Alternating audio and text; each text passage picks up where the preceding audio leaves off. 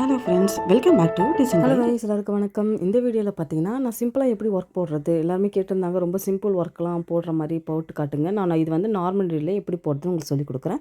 இது ஆரி தெரியாதவங்களும் போடலாம். நம்மளுக்கு ஒரு சின்ன சின்ன ஒர்க் இது மட்டும்தான் தேவைப்படுது. மெட்டீரியல்ஸ் தான் பார்த்தீங்கன்னா வீட் beads, 5mm beads, 2mm beads, square ஷேப்பில் இருக்க குந்தன் ஸ்டோனு, B7000 க்ளூ, 10 சைஸில் இருக்க நீடில், கடைசியாக நம்மளுக்கு வந்து த்ரெட்டு. அதாவது நம்ம என்ன த்ரெட் எடுக்கிறோமோ, இப்போ சாரீ கலரில் என்ன கலர் இருக்கோ அந்த கலரை எடுத்துக்குங்க. நாட் போடும்போது தெரியாது உங்களுக்கு.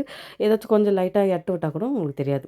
ஃபஸ்ட்டு 5mm பீட்ஸ் போட்டுட்டு இந்த மாதிரி வீட் பீட்ஸு 2mm பீட்ஸும் வச்சுட்டு இந்த மாதிரி நம்ம நார்மலாக ஜஸ்ட்டு ஒரு லெஃப்ட் சைட்லேயும் ரைட் சைடு சப்போஸ் மார்க் பண்ணிவிட்டு கூட நீங்கள் வந்து பென்சிலில் மார்க் பண்ணிட்டீங்கன்னா கூட உங்களுக்கு அந்த ஸ்லைடிங்காக போகிறது வந்து கரெக்டாக வரும். எனக்கு போட்டு போட்டு பழகந்தாலே நான் அப்படியே போடுறேன். லெஃப்ட் போட்டுட்டு அதை ரைட்டு போட்டுட்டு அதை சென்டரில் போட்டு ஜஸ்ட் ஒரு நாட் போட்டுற வேண்டியதான்.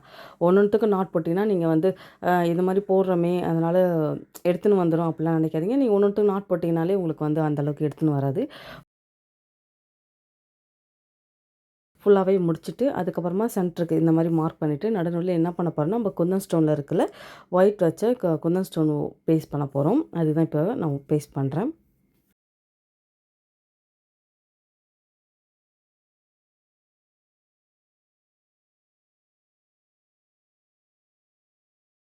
மோஸ்ட்லி வந்து குந்தன் ஸ்டோனுக்கு வந்து இந்த மாதிரி B7000 க்ளூ நீங்கள் பேஸ்ட் பண்ணிங்கன்னா அந்தளவுக்கு டக்குன்னு எடுத்துன்னு வராது. சப்போஸ் நீங்கள் வாஷ் பண்ணால் கூட அது எடுத்துன்னு வரல. நான் யூஸ் பண்ணதால் நான் சொல்கிறேன்.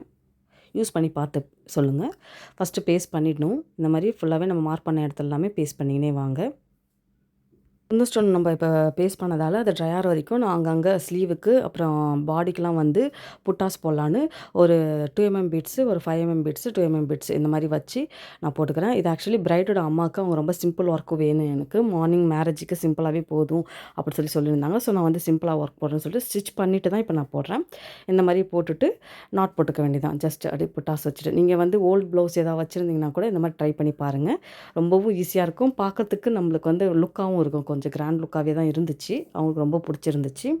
அதுக்கப்புறமா நான் இப்போ அந்த குந்தன் ஸ்டோன் பேஸ்ட் பண்ணதில் ட்ரை ஆனதுக்கப்புறமா 4mm பீட்ஸ் இருக்கும்.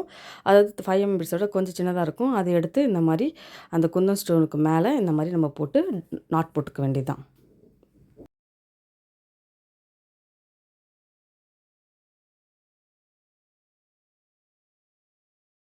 ஃபைனலாக எல்லா ஒர்க்கும் முடிச்சாச்சு. முடிச்சதுக்கப்புறமா ஸ்லீவுக்கு அதேமாதிரி அங்கங்கே புட்டாஸ் வச்சுட்டேன். இதுதான் ஃபைனல் அவுட்புட்.